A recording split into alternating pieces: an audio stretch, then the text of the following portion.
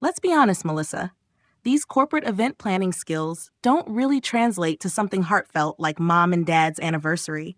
We need someone with a more personal touch.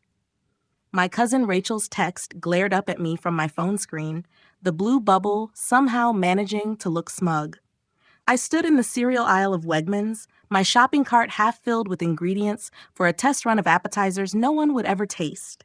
My fingers hovered over the keyboard, but I deleted my 3-paragraph response detailing my experience planning both corporate and personal events. Rachel had already made up her mind, and arguing would just make me look desperate. No problem. Just wanted to help. I typed instead, adding a smiley face I didn't feel. 6 months to plan my parents' 40th wedding anniversary celebration, and I was already being sidelined by Rachel, who had somehow appointed herself head of the planning committee despite living 2 states away in Vermont. I should have known this would happen the moment my brother Jake suggested a family meeting about the anniversary. I'd watched through the Zoom screen as Rachel volunteered to take point while simultaneously suggesting that my busy work schedule would make it hard for me to contribute meaningfully. Never mind that I'd taken 2 weeks of vacation time specifically for this. My parents deserved something special. They'd supported all of us through college, careers, breakups, and Rachel's 2 failed business ventures. Mom had even moved to Burlington for 3 months to help when Rachel had her twins. Now it was our turn to celebrate them, and I was determined to make it perfect, if anyone would let me. I've always been the organized one in our family. Growing up, I was the kid with color-coded folders and homework done a week early. While Rachel charmed everyone with her bubbly personality and Jake sailed through on natural talent, I was the one who made lists, kept schedules, and remembered birthdays. My apartment reflected this. Minimalist but functional, everything in its place. Even my job as an event coordinator for a tech company played to these strengths. But somehow, when it came to family matters, my organizational skills became something to dismiss rather than appreciate. "Oh, that's just Melissa being Melissa," they'd say, as if my attention to detail was an amusing quirk rather than a valuable asset. 2 months after the initial planning meeting, I sat at my kitchen table staring at the shared planning spreadsheet. Most of the cells were still empty, despite the anniversary being only 4 months away. The venue column simply read, TBD, Rachel following up. The catering section was blank. The guest list had only immediate family names. My phone buzzed. Jake. "Hey sis, how's it going? Listen, Rachel's having some trouble with the venue. Think you could look into some options? Nothing fancy, just backup possibilities." I laughed without humor. "So now my input is welcome?" "Come on, don't be like that. Rachel's just overwhelmed with the twins and everything. She's trying her best." "I offered to help with venue research 3 weeks ago. She said she had connections that would get us a discount." "Well," Jake's voice had that placating tone he used when he wanted to avoid conflict. "Things change. We're all in this together, right?" I sighed. "Fine, I'll send some options by Friday." I spent that night researching venues in Hagerstown that could accommodate 70 people on relatively short notice. By morning, I had a spreadsheet of 15 options with availability, pricing, and pros and cons for each. I even included photos and contact information. I sent it to our family group chat with a brief message. Some venue possibilities as requested. Happy to make calls if needed. After sending it, I walked to my neighborhood coffee shop, hoping the change of scenery would calm my frustration. The barista, Miguel, greeted me with a knowing smile. "Let me guess, family drama latte?" he said, already reaching for the cinnamon. "Am I that predictable?" I laughed. "Only on Tuesdays when you have that look." He slid the drink across the counter. "Family stuff again?" I nodded, taking the warm cup. "Anniversary planning for my parents. No one wants my help until they need it." "Ah, the curse of the competent," Miguel said with mock solemnity. "Being reliable means people only notice when you stop doing things, never while you're doing them." "That should be on a t-shirt," I sighed, dropping a few dollars in the tip jar. When I checked my phone again, Rachel had responded, "Thanks, but I'm actually finalizing something with the Creekside Inn. They're giving us a friends and family discount." The Creekside Inn was notorious for its outdated facilities and mediocre food. I deliberately left it off my list. That's great, I replied. Just as an FYI, they've had health code violations 3 times in the past year. The most recent was for rodent droppings in the kitchen. 3 typing bubbles appeared, disappeared, then reappeared. That's old news. The manager assured me they've addressed all those issues. Plus, we're getting 15% off. I didn't respond. Instead, I added a note to my personal calendar. Order backup anniversary cake. 8 weeks before the anniversary, our planning committee had its first real crisis. Rachel called me on a Sunday evening, her voice tight with what I recognized as suppressed panic. The Creekside Inn double booked. They have another event that day and tried to move us to their smaller room, but it only fits 40 people. I bit my tongue to hold back. I told you so. That's terrible, I said instead. Do they have another date available? Nothing that works. Dad's sister already booked her flights from Arizona, and Mom's college friends are coming in from Chicago. We can't change the date. I pulled up my venue spreadsheet, which I'd continued updating privately. Let me make some calls tomorrow. 3 of the venues I researched earlier might still have availability.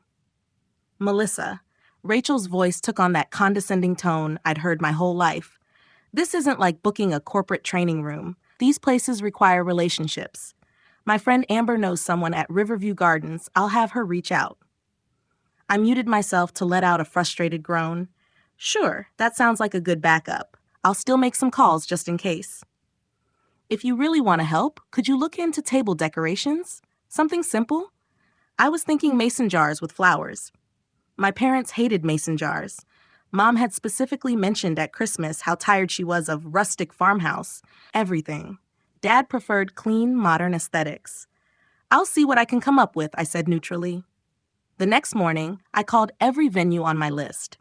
The Westbrook Hotel had a cancellation and could accommodate us for a reasonable price, but they needed a deposit within 48 hours to hold the date. I texted Rachel immediately. Great news. Westbrook Hotel has our date available.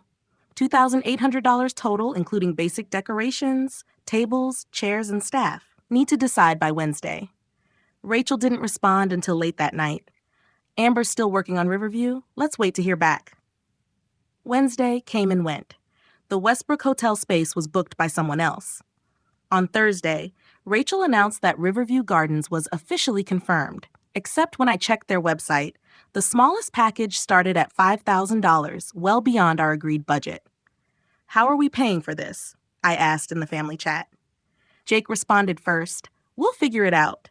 Maybe we can all chip in a bit more. My parents had specifically said they didn't want us spending too much money on this. I'd heard Mom tell Jake directly, nothing extravagant, please.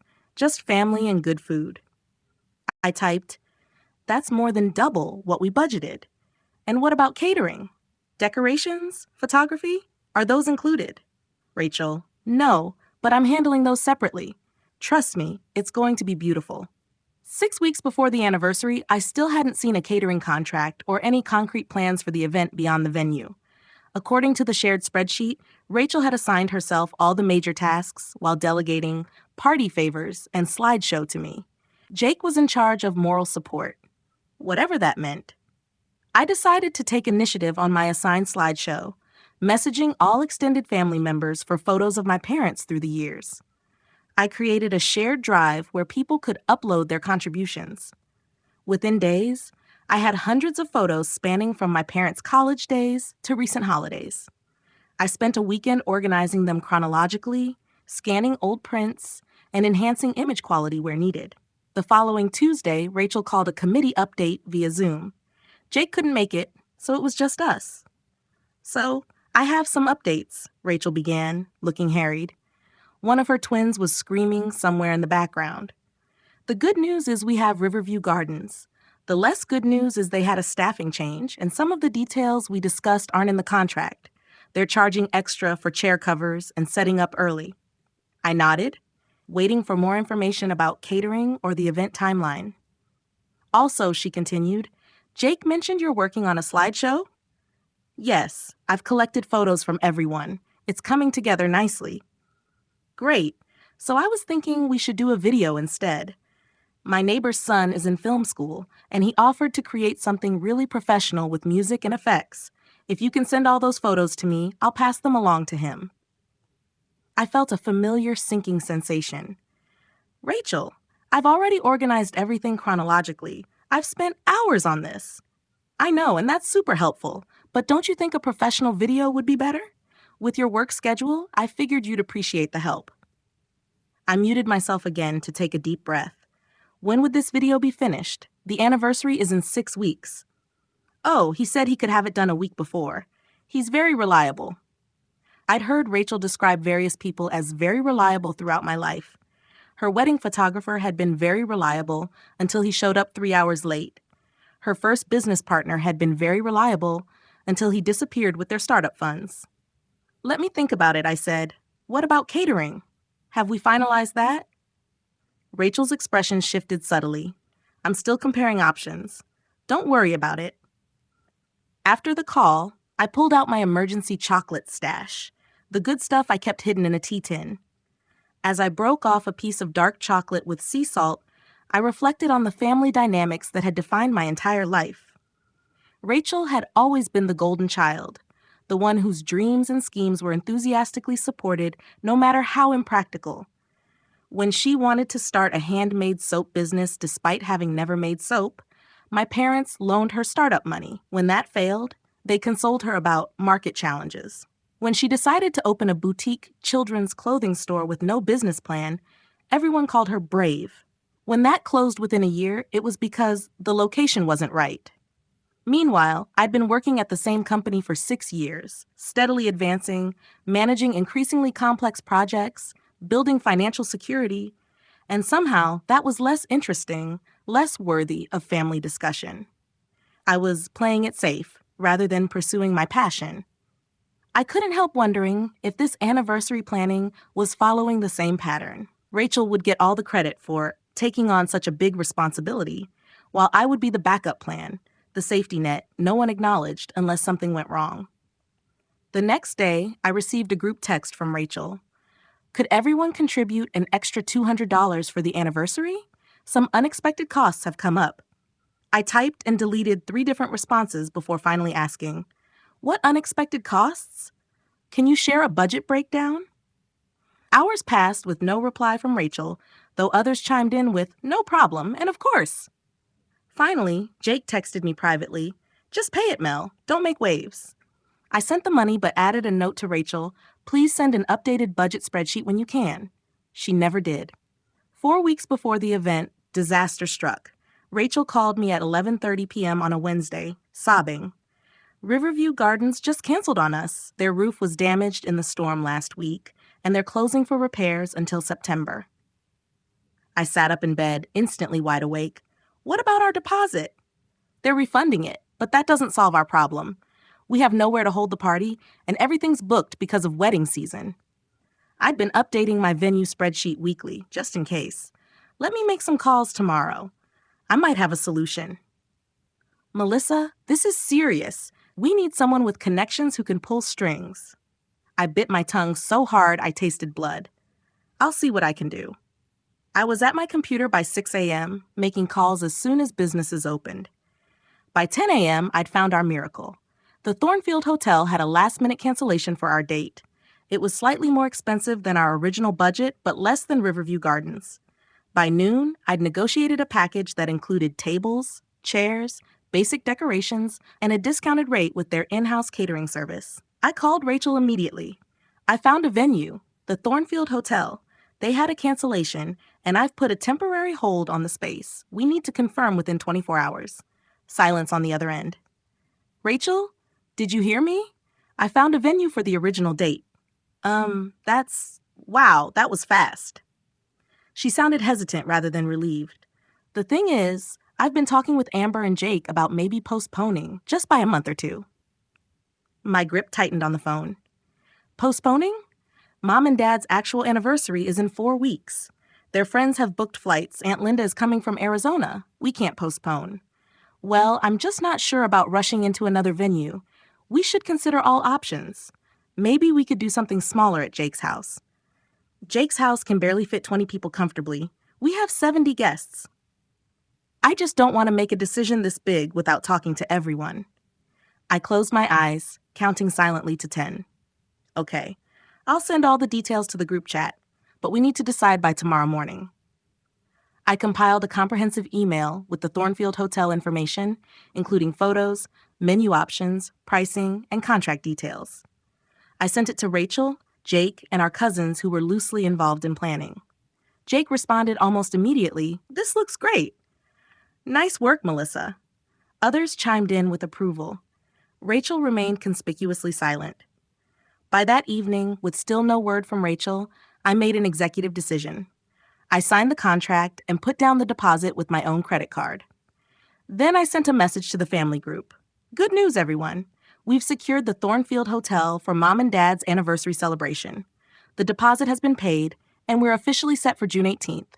I've attached the catering menu options. Please review and send preferences by Friday." Rachel called me within minutes, her voice tight with anger. "You had no right to make that decision without me. I'm heading this committee. Rachel, we were about to lose the venue. Everyone except you had approved it. You're undermining me. You've been waiting for me to fail so you could swoop in and save the day. I was too tired for this conversation. That's not true. I just want Mom and Dad to have the celebration they deserve. The deposit is paid. It's done. Fine. But I'm still in charge of the rest of the planning." "Of course," I said, not meaning it at all. After hanging up, I walked to my building's rooftop garden. It was a small space, just a few planters and benches, but at night with the city lights spread out below, it felt like a sanctuary. I sat on the wooden bench, letting the cool spring air clear my head. This pattern with Rachel wasn't new. Throughout our lives, I'd watch her take on responsibilities with grand promises, only to falter when the actual work began. Time after time, I'd quietly pick up the pieces, finish what she'd started, solve the problems she'd created. And somehow, I always ended up being the villain in her version of events. As kids, she'd volunteer to make birthday cards for grandparents, then abandon the project halfway through. I'd stay up late finishing them, only to have her present them as her own creation. In high school, she'd agree to organize group projects, then disappear when deadlines approached. I'd complete everything, knowing a poor grade would affect me too. Even at her own wedding, I'd ended up coordinating with vendors when her wedding vision proved impossible to execute. Yet in the photos and stories she shared, it was her perfect day, planned exactly as she'd imagined. I pulled out my phone and scrolled through recent texts from family members. Beneath their words, I could see the expectation that had always been there. Melissa will handle it. Melissa won't complain. Melissa doesn't need recognition. For the first time, I wondered what would happen if I simply didn't. What if I let Rachel's poor planning result in the disaster it was heading toward? What if I stopped being the safety net? But then I thought of my parents, how they deserved a celebration that honored their 40 years together. How disappointed they'd be if their anniversary party fell apart because of family drama. No, I couldn't do that to them. But maybe this time I wouldn't hide my contributions. Maybe this time I wouldn't let Rachel's narrative be the only one. Over the next 2 weeks, I gradually took over more elements of the planning without explicitly saying so. I finalized the menu when Rachel missed the deadline. I created and sent invitations with Jake's help. I coordinated with the hotel about setup timing and room arrangement. Rachel's involvement became increasingly sporadic. She would suddenly appear in the group chat with ideas for signature cocktails or elaborate welcome bags that we had neither the budget nor the time to implement.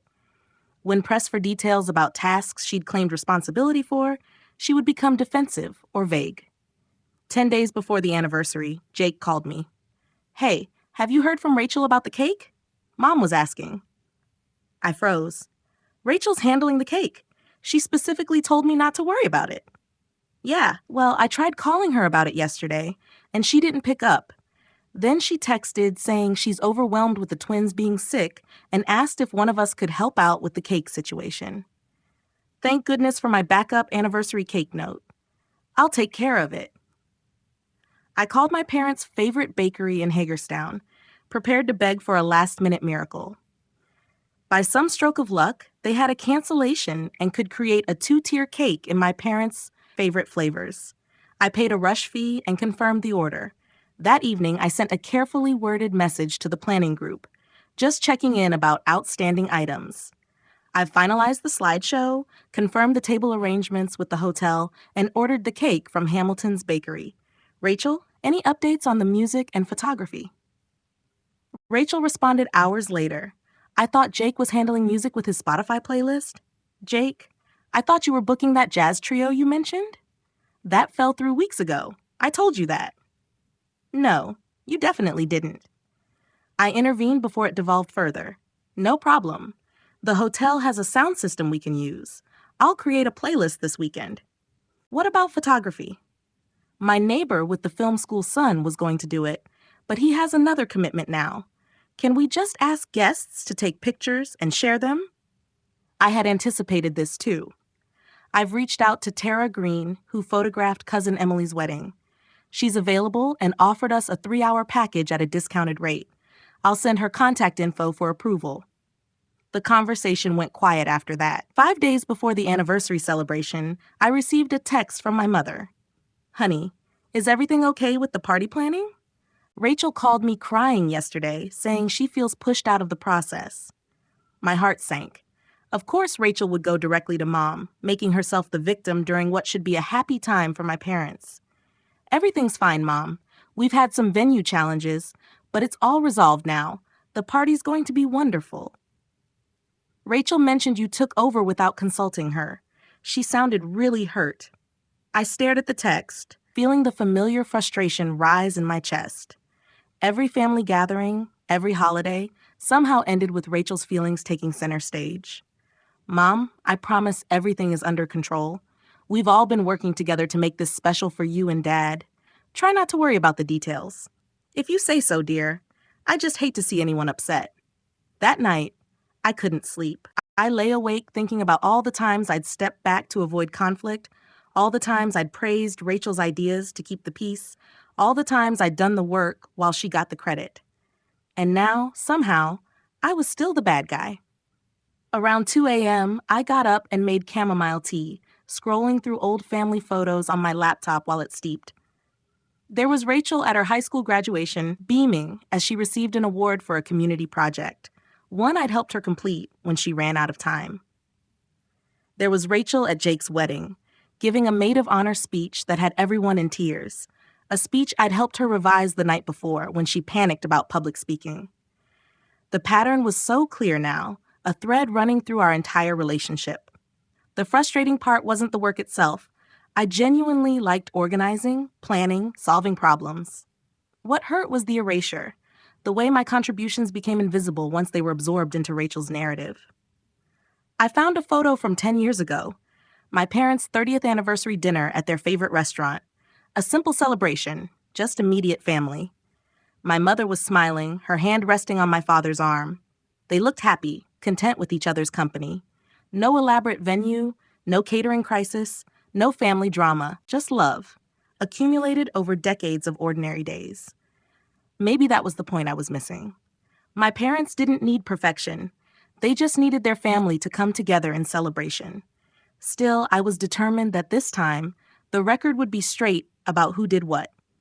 The next morning, I forwarded all my planning emails and the venue contract to Jake. Jake, I need a favor. If Rachel causes any more drama about the planning, can you please remind her about the reality of the situation?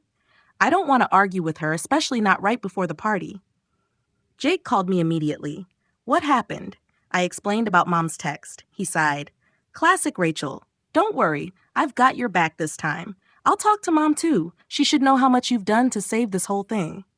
Just handle it gently, okay? I don't want drama. Trust me, no drama.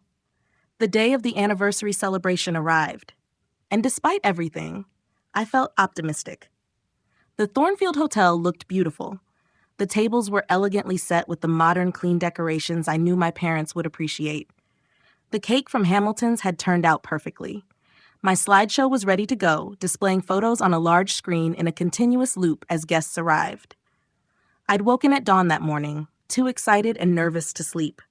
As I got ready, I thought about what this day meant for my parents.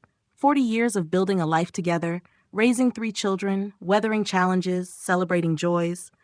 I wanted everything to be perfect for them, not for my own ego or to prove Rachel wrong, but because they deserved it. On the drive to the hotel, I called my father's sister, Aunt Linda, who had flown in from Arizona.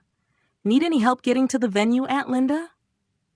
No, dear. The hotel sent a shuttle. Your mother told me you've been working so hard on this celebration. I was surprised. She did? Of course. She's so proud of you, Melissa. Says you're the most dependable person she knows. I swallowed the sudden lump in my throat. That's nice to hear.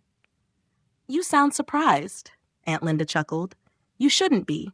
Your parents see more than you think. The conversation stayed with me as I finished the drive, a warm counterbalance to the stress of the past months. I arrived 2 hours early to oversee setup and was pleasantly surprised to find Jake already there, directing hotel staff about the gift table arrangement. Look at you, actually being helpful, I teased. He grinned. I had a good talk with Mom yesterday. Cleared up a few misconceptions about who did what.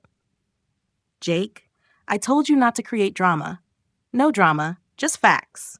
He put an arm around my shoulders. She was pretty shocked to learn that Rachel hasn't actually done, well, anything substantive. I tensed. How did she take it? Like Mom always does. She said she's just happy we're all trying to do something nice for them. He paused.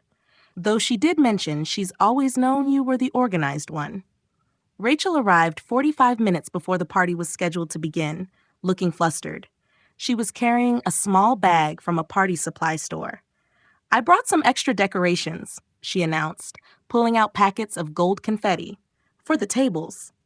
The tables were already perfectly set with tasteful centerpieces and place cards. Thanks, Rachel. Maybe we could use those for the gift table? I suggested gently. She glanced around, finally seeming to notice how completely prepared everything was. Her expression faltered. Oh, you've done everything already. We've all contributed in different ways, I said diplomatically. Your idea to celebrate their anniversary was what started it all. But Rachel wasn't listening. She was looking at the slideshow, her brow furrowed. That's not the video my neighbor's son was making. He never contacted me for the photos, and you mentioned he had another commitment, I reminded her. The slideshow has turned out really well, though. Everyone in the family contributed pictures.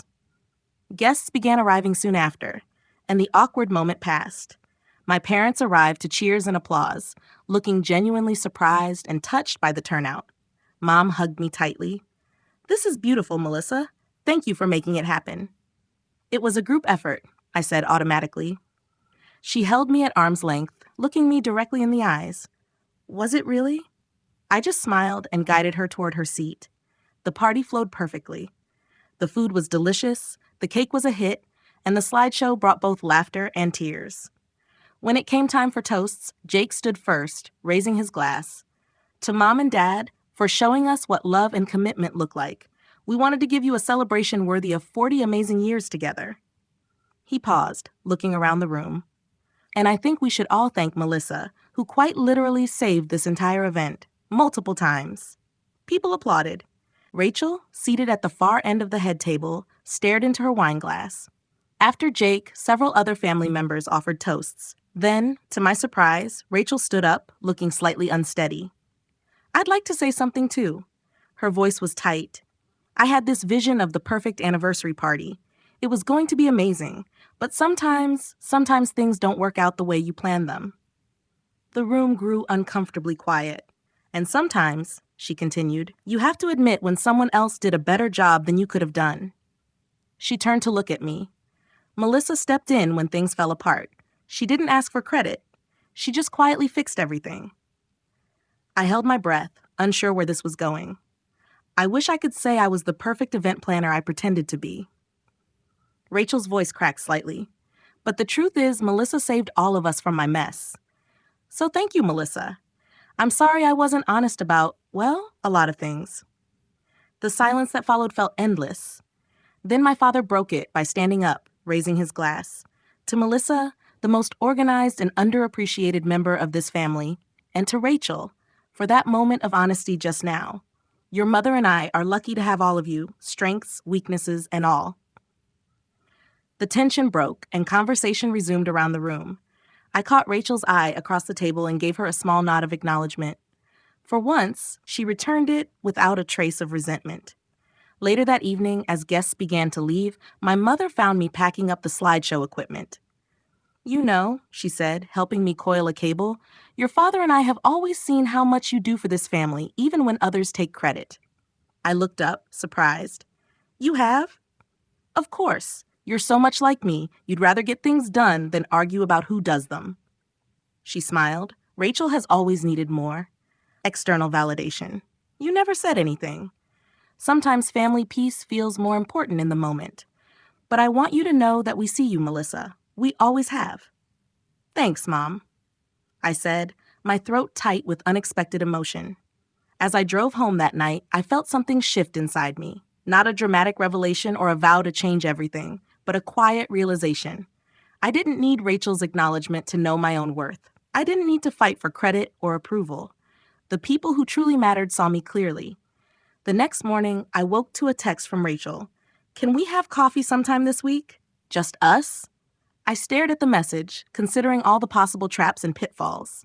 Then I typed my response. "Sure. Thursday afternoon?" Thursday came, and I arrived at our meeting spot, a quiet cafe halfway between our homes, with mixed feelings. Part of me expected the same old pattern. Rachel would make excuses, maybe apologize in a way that actually blamed me, and we'd go back to our usual dynamic. I spotted her at a corner table, already nursing a large mug. She looked up as I approached, her expression uncharacteristically uncertain. "I ordered you a latte," she said, gesturing to the untouched drink across from her. "Thanks." I sat down, wrapping my hands around the warm mug. An awkward silence stretched between us. "So," Rachel finally began, "I've been thinking a lot about the anniversary party." "It turned out well," I offered neutrally. "Because of you." She met my eyes directly. "It turned out well because of you, Melissa, not because of me." I blinked, unsure how to respond to this unprecedented acknowledgement. "I've always been the idea person," she continued, "the one who starts things. But you're the one who finishes them, who makes them work." She took a deep breath. "And I've never really thanked you for that, for all the times you've bailed me out." "Rachel?" "No, let me finish. I was jealous. Always have been, I guess. You make everything look so easy, work, money, life, while I'm always scrambling, always one step away from disaster." She stirred her coffee absently. It was easier to take credit than admit I needed help. I studied her face, looking for signs of the manipulation I'd come to expect, but all I saw was exhaustion and something that looked like genuine regret. "I don't want to be that person anymore," she said. "The one who lets others down, the one who can't admit her own limitations." She managed a small smile. "Think it's too late for me to change?" "It's never too late," I said slowly, "but it takes practice and honesty." "I'd like to try." She reached across the table hesitantly. "Maybe you could help me? Give me some of those famous organizational tips?" I laughed, surprised by the request. "I think I could manage that." As we continued talking, I didn't delude myself that everything was fixed, that years of patterns would change overnight. But it was a beginning, a crack in the wall between us, letting in just enough light to see each other more clearly. Maybe nothing would change. Maybe everything would. Either way, I'd be there as myself, no longer silently coordinating from the shadows, but standing firmly in my own light.